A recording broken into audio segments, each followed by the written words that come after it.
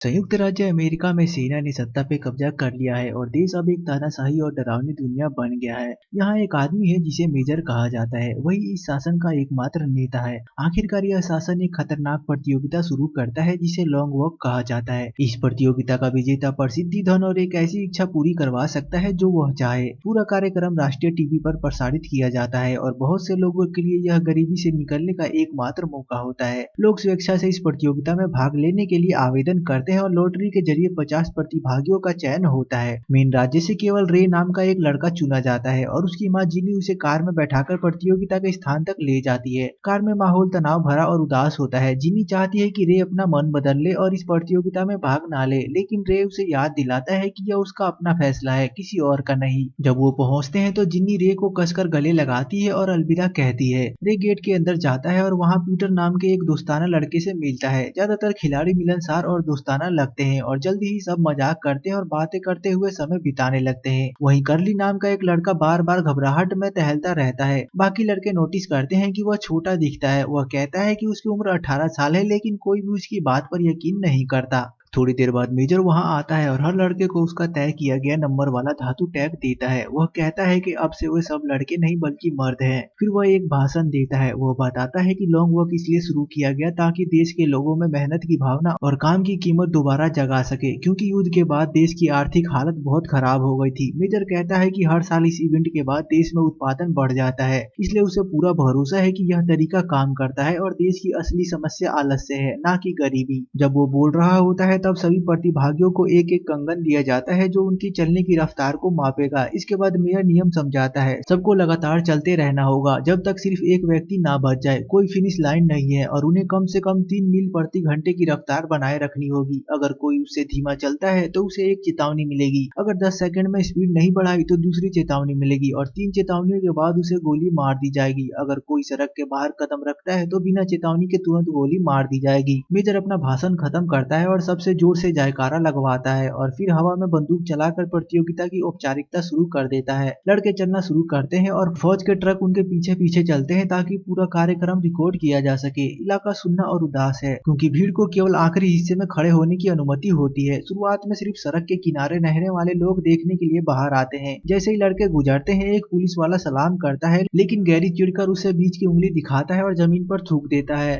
शुरुआत में सभी लड़के बहुत गंभीर और ध्यान केंद्रित करते हैं, लेकिन जब वो 5 मील तक पहुंचते हैं तो कई लड़के आपस में बात करने लगते हैं। स्टीवन थोड़ा धीमा चलता है और तुरंत उसे एक चेतावनी मिल जाती है तो वह तुरंत अपनी रफ्तार ठीक कर लेता है। बाकी लड़के सोचते हैं कि शायद उसने यह जानबूझकर किया हो ताकि नियमों की सीमा परख सके। इसी बीच गैरी को अपने जूते में एक पत्थर महसूस होता है। वह रुककर जूता निकालने लगता है और तभी सैनिक उसे चेतावनी देना शुरू कर देते हैं। तीसरी चेतावनी तक एक सैनिक गोली चलाने की तैयारी कर लेता है, लेकिन गैरी ठीक समय पर जूता पहन लेता है और फिर से चलने लगता है। बाकी लड़के उसे मूर्ख कहते हैं, लेकिन गैरी हंसकर कहता है कि उसने यह थोड़ा आराम करने के लिए किया था। जब वो 7 मील पर पहुंचते हैं तो बातचीत इनाम की तरफ मुड़ जाती है। आर्थर मानता है कि वो यहाँ सिर्फ पैसे के लिए आया है, लेकिन रे कहता है कि पैसे से भी ज्यादा जरूरी चीज होती है। बाकी लड़के उसकी बात पर संदेह करते हैं तो रे थोड़ा गुस्से में सिस्टम के बारे में बोलने लगता है। वो कहता है कि सरकार उन्हें यह सोचने पर मजबूर करती है कि वो अपने मर्जी से भाग ले रहे हैं, लेकिन असलियत में सिस्टम ने लोगों को इतना गरीब और लाचार बना दिया है कि उनके पास इसमें हिस्सा लेने के अलावा कोई विकल्प ही नहीं बचा। कुछ लड़के कहते हैं कि कैमरे पर लॉन्ग वॉक के खिलाफ बोलना ठीक नहीं है, लेकिन पीटर रे की बातों से प्रभावित होता है और सहमत होता है कि अगर वह जीते तो पैसा लोगों की मदद करने में लगाएंगे। इसके बाद पीटर एक सिगरेट जलाता है और हैंक उसे चेतावनी देता है कि यह खराब विचार है, लेकिन आर्थर हंसकर कहता है थोड़ी मुझे भी देना। उसकी हंसी मजाक अचानक रुक जाती है क्योंकि रिचर्ड भीड़ को चीरते हुए आगे बढ़ता है। वो सबके नाम और नंबर लिख रहा होता है क्योंकि वह लॉन्ग वॉक पर एक किताब लिखना चाहता है जो उसे मशहूर बना देगी। पीटर यह सुनकर कहता है कि यह बिल्कुल बेवकूफी भरा है, क्योंकि अगर रिचर्ड जीत गया तो वह वैसे भी अमीर और मशहूर हो जाएगा।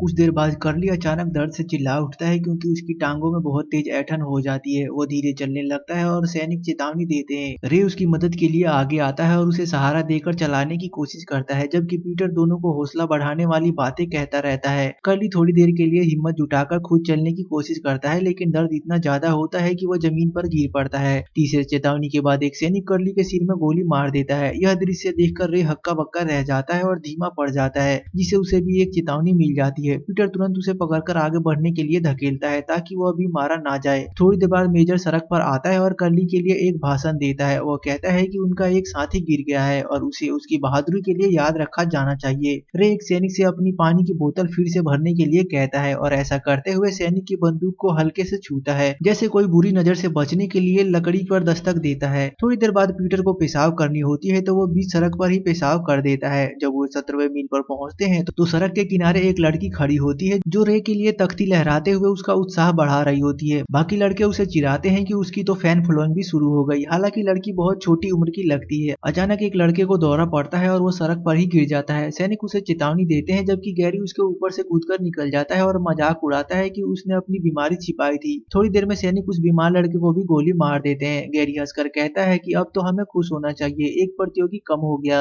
जब वो 25वें मील पर पहुंचते हैं तो गैरी एक लड़के रैंक को परेशान करने लगता है। रैंक पहले तो उसे नजरअंदाज करता है, लेकिन जब गैरी उसकी माँ का अपमान करता है तो रैंक गुस्से में उस पर हमला करने की कोशिश करता है। गैरी तेजी से उसके सारे मुक्कों से बच जाता है और रैंक जोर से जमीन पर गिर जाता है। वो समय पर उठ नहीं पाता और सैनिक उसे भी गोली मार देते हैं। बाकी लड़के गैरी पर चिल्लाने लगते हैं और उसे दोष देने लगते हैं कि रैंक की मौत उसकी वजह से हुई। वे कहते हैं कि उन्हें इंतजार है जब गैरी की बारी आएगी और वो अभी मारा जाएगा। कुछ देर बाद एक और लड़का चलते चलते अपनी पैंट नीचे करता है क्योंकि उसे शौच करने होती है। वो चलते हुए इसे करने की कोशिश करता है, लेकिन चाहे जितना भी जोर लगाए वो धीमा पड़ जाता है और सैनिक उसे भी गोली मार देते हैं। जब वो 35वें मील पर पहुंचते हैं मेजर फिर आता है और उन्हें पहली रात पूरी करने पर बधाई देता है। वो बड़ी बड़ी बातें और देशभक्ति वाले शब्द इस्तेमाल करता है ताकि उन्हें यकीन दिला सके कि यह एक उच्च और महान उद्देश्य के लिए किया जा रहा है। रे अब बहुत थक चुका होता है और चलते चलते झपकी लेने लगता है। उसे अपनी माँ के बारे में सपना आता है और धीमा होने पर सैनिक उसे चेतावनी देते हैं और पीटर तुरंत उसे जगाता है। चलते चलते वे अपने परिवार के बारे में बात करते हैं, लेकिन रे ध्यान खो देता है और फिर धीमा हो जाता है। उसे दूसरी चेतावनी मिलती है। वो जल्दी से रफ्तार बढ़ाता है, लेकिन कुछ कदमों के बाद ठोकर खाकर गिर जाता है और अब उसे तीसरी चेतावनी मिल जाती है। अब नियम के अनुसार रे को लगातार 3 घंटे बिना गलती किए चलना होगा, तभी उसकी चेतावनी मिटेगी। और पीटर उसे हिम्मत देने की कोशिश करता है, लेकिन रे घबरा जाता है और चिढ़कर कहता है कि तू बस दिखावा कर रहा है कि तुझे परवाह है। उसी समय वे एक खड़ी पहाड़ी पर पहुंचते हैं जहां चलना और भी मुश्किल हो जाता है। सबके पैर भारी पड़ने लगते हैं और कई लड़के गिर जाते हैं और सैनिक उन्हें गोली मार देते हैं। रे पीछे हो रही मौतों को अनदेखा करने की कोशिश करता है, लेकिन गैरी का ताना मारना उसे परेशान करता रहता है। धीरे धीरे रे की रफ्तार भी कम होने लगती है, पर पीटर उसे समय रहते पकड़ लेता है और गिरने से बचा लेता है। रे उसकी मदद की कदर करता है और पहले की गई अपने गुस्से वाली बात के लिए माफी मांगता है। सुबह होते होते लड़के 59वें मील पर पहुंच जाते हैं और पिछली रात पहाड़ी पर हुई सारी मौतों के बाद अब सिर्फ 18 खिलाड़ी बचे हैं। जब वो 67वें मील पर पहुंचते हैं तो हैंक अब मुश्किल से टिक पा रहा होता है। पीटर उसकी हालत देखने जाता है, लेकिन हैंक चिढ़कर उसे डांट देता है और कहता है कि वो अपनी चिंता खुद कर सकता है। इसी दौरान रिचर्ड मोरे हुए टखने के साथ चल रहा था और आखिरकार धीमा पड़ने लगता है। सैनिक उसे चेतावनी देते हैं और रे उसे आगे बढ़ने के लिए हौसला देता है, लेकिन रिचर्ड और आगे नहीं चल पाता और गिर पड़ता है। एक सैनिक उसके सिर में गोली मार देता है और पास में दो बच्चे यह सब देख रहे होते हैं। जब मार्च 100 मील पर पहुंचता है तो मेजर फिर आकर उन्हें बधाई देता है। एक लड़का भागने का मौका पाकर इमारत में दौड़ता है, पर सैनिक तुरंत उसे गोली मार देता है। अब 103 मील पर लड़के अपनी अपनी इच्छा के बारे में बात करते हैं और पीटर कहता है कि वह चाहेगा कि 2 विजेता हो, एक नहीं। रे चाहता है कि पूरा सिस्टम बदल जाए, लेकिन बाकी लड़के बताते हैं कि इच्छा सीधे राज्य को बदल नहीं सकती। वे गुस्से में आकर मेजर और प्रतियोगिता को गाली देने लगते हैं। शाम होते होते तेज बारिश होने लगता है और रे मुश्किल से जाग रहा होता है, इसलिए पीटर उसे सहारा देकर चलने में मदद करता है। सुबह होते होते वह 144वें मील पर पहुंचते हैं और आर्थर रुककर सोच करने लगता है। सैनिक जल्दी चेतावनी देते हैं, इसलिए उसे पूरा ना करके भी चलना पड़ता है। लड़के एक दूसरे से बात करते रहते हैं ताकि थकान भूल जाए। तब रे पीटर को अपने पिताजी के बारे में बताता है, जिनको वह अपना हीरो मानता है। उसका पिता उसे अवैध विषय जैसे दर्शन शास्त्र पढ़ाया करते थे और सरकार ने उन्हें देशद्रोही कहा था। मेजर ने खुद उनसे कहा था कि वे अपनी पढ़ाई बंद कर दे और वफादारी की कसम खाए, पर रे के पिता ने मना कर दिया और उन्हें तुरंत फांसी दे दी गई। इसके बाद रे अपनी एक गुप्त बात बताता है। वह लॉन्ग वॉक में इसलिए शामिल हुआ है ताकि वह जीतकर एक बंदूक की इच्छा मांगे और मेजर को मार सके।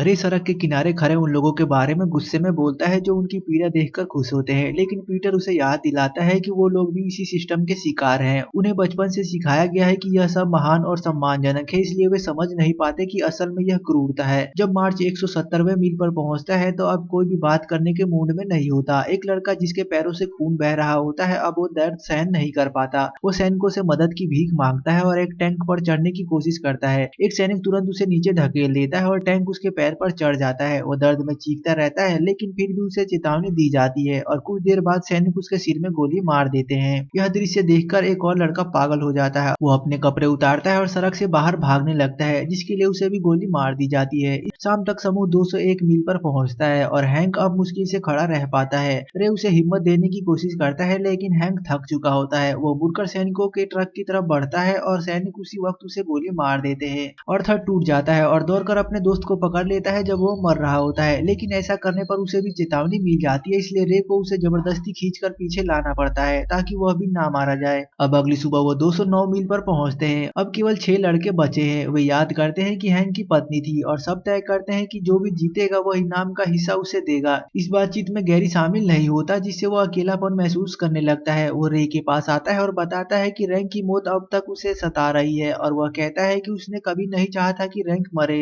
गैरी माफी मांगता है, लेकिन यह भी कहता है कि उसकी असल में गलती नहीं थी। वो वादा करता है कि वह भी हैंक की पत्नी को कुछ पैसे देगा। बाकी लड़के उसे फिर से अपने समूह में शामिल कर लेते हैं, लेकिन जैसे जैसे वे चलते रहते हैं गैरी फिर से बेचैन होने लगता है।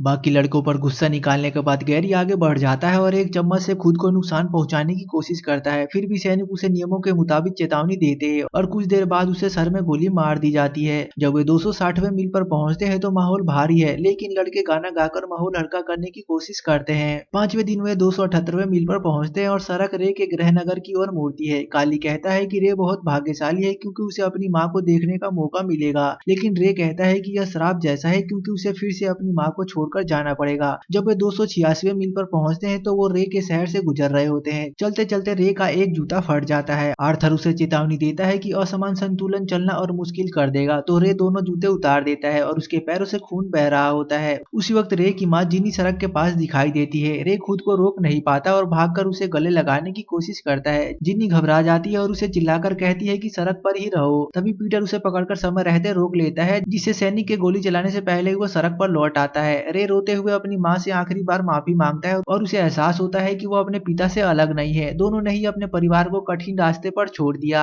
आगे बढ़ते हुए पीटर रे को अपने जीवन की कहानी बताता है। वह कहता है कि उसके माता पिता युद्ध में मारे गए और उसे अपने चाचा के पास भेज दिया गया, जो अक्सर उसे पीटते रहते थे। जब पीटर 10 साल का था तो उसकी चाचा की मौत हो गई। इसके बाद पीटर को सड़क पर ही जीना पड़ा, चोरी और झगड़ों के सहारे। एक दिन झगड़े के दौरान एक लड़के ने उसके चेहरे पर चाकू मार दिया और वो अस्पताल में पहुंच गया। उस हादसे के बाद उसने खुद से वादा किया कि वह हमेशा अंधेरे में भी रोशनी ढूंढेगा। अगर वो जीत गया तो वो पैसे से अनाथ बच्चों की मदद करेगा। जब वो 306 मील पर पहुंचते हैं तो स्टीवन कहता है कि अब उन्हें एक दूसरे की मदद करना बंद कर देना चाहिए, वरना यह सफर कभी खत्म नहीं होगा। बाकी लड़के स्टीवन की बात से सहमत हो जाते हैं, हालांकि अंदर से उन्हें बहुत बुरा महसूस होता है। थोड़ी देर बाद आर्थर की नाक से खून बहने लगता है, लेकिन सबको ऐसा दिखाना पड़ता है जैसे उन्हें कोई परवाह नहीं है। यह देखकर की का सब्र टूट जाता है। वो अचानक आगे भागता है और एक सैनिक की बंदूक छीन लेता है और उसे गोली मार देता है। बाकी लड़के स्तब्ध रह जाते हैं और कुछ ही सेकंडों में सैनिक की पर जवाबी गोली चलाते हैं। की गिरने से पहले खुद अपनी जान ले लेता है ताकि वो उसकी मौत पर काबू ना पा सके। अब समूह 224वें मील पर पहुंच चुका है और आर्थर की नाक से खून बहना और तेज हो गया है और वे दोनों समझौता तोड़ते हैं और आर्थर का सहारा देकर चलाते हैं, लेकिन आर्थर जानता है कि उसके पास ज्यादा समय नहीं बचा। वो अपने दोस्तों से गुजारिश करता है कि अगर वे जीत जाएं तो उसका लॉकेट उसकी दादी को पहुंचा दे। वो यह भी कहता है कि जब वो अलग हो तो वो पीछे मुड़कर ना देखे। फिर वो उनसे धीरे धीरे अलग हो जाता है और सैनिक के ट्रक की ओर चलता है और सैनिक उसे गोली मार देते हैं। अब रात हो जाती है और 226वें मील पर रात गिरती है और अब सिर्फ 3 लड़के बचे हैं। वे एक पुल पार करते हैं जहाँ मेजर फिर से उनके पास आता है और लगातार भाषण देने लगता है। रे गुस्से से भर जाता है और उसे गालियां देने लगता है, लेकिन मेजर को कोई फर्क नहीं पड़ता। वह कहता है कि यह वही निर्दयता है जो एक विजेता को चाहिए। तभी स्टीवन बोलता है। वह बताता है कि वह दरअसल मेजर का नाजायज बेटा है और इसकी इच्छा यह है कि वह अपने पिता के घर में रह सके, लेकिन अब वह महसूस कर सकता है कि उसका शरीर साथ नहीं दे रहा। वो कहता है कि वह अब थक चुका है और वह चाहता है कि वह सब खत्म हो जाए। स्टीवन रे और पीटर की तरफ देखता है और मुस्कुराकर कहता है, तुम दोनों के साथ चलना मेरे लिए सम्मान की बात थी। मुझे खुशी है कि विजेता तुम दोनों में से कोई एक होगा। इसके बाद वो चलना बंद कर देता है और सैनिक उसे भी गोली मार देते हैं, जबकि उसका पिता मेजर बिना किसी भाव के उसे मरते हुए देखता रहता है। कुछ ही देर बाद बारिश शुरू हो जाती है। रे स्वीकार करता है कि वो पहले मौत से डरता था, लेकिन अब इतने सारे लड़कों को मरते देखकर वह अब नहीं डरता, क्योंकि वह इस पल को बहुत महत्वपूर्ण मानता है। जब वे 331वें मील पर पहुंचते हैं तो वो एक शहर में आते हैं जहाँ विशाल भीड़ उनका स्वागत कर रही होती है। पीटर रुकता है और कहता है कि वो हार मानना चाहता है ताकि रे अपनी माँ से मिल सके, लेकिन रे उसे मना कर देता है और पीटर पीटर को चलने के लिए मनाता है। पीटर आगे बढ़ जाता है, इस बात से अनजान कि रे पीछे रुक गया है और कुछ ही देर बाद सैनिक उसे गोली मार देते हैं। पीटर रे के पास वापस आने की कोशिश करता है लेकिन वो विजेता है, इसलिए सैनिक उसे खींचकर ले जाते हैं। रे पीटर से कहता है कि वो उससे प्यार करता है और अपनी माँ से माफी मांगता है। तभी मेजर सामने आता है और अंतिम गोली चलाकर रे को मार देता है। भीड़ खुश होकर जयकारा लगाती है और आकाश में आतिशबाजी होती है, जबकि पीटर टूट जाता है और मेजर उसे बधाई देता है और पूछता है कि उसकी इच्छा क्या है। पीटर कहता है कि वो एक सैनिक का बंदूक चाहता है ताकि वो उसे अपने बच्चों को दे सके और यह उसकी जीत का प्रतीक हो। सैनिक सतर्क रहते हैं लेकिन मेजर कहता है कि पीटर एक अच्छा इंसान है, इसलिए उसकी इच्छा पूरी करनी चाहिए। जैसे ही पीटर बंदूक पकड़ता है वो मेजर की ओर निशाना लगाता है और मेजर उसे शांत करने की कोशिश करता है और याद दिलाता है मशहूरी और दौलत के बारे में, लेकिन रोता हुआ पीटर केवल कहता है कि यह रे के लिए है और मेजर को गोली मार देता है। इसके बाद वो बंदूक नीचे गिरा देता है और चलते चलते दूर चला जाता है और मूवी यहाँ खत्म हो जाती है। अगर दोस्तों मूवी अच्छी लगी तो लाइक और सब्सक्राइब जरूर करें। Thanks for watching.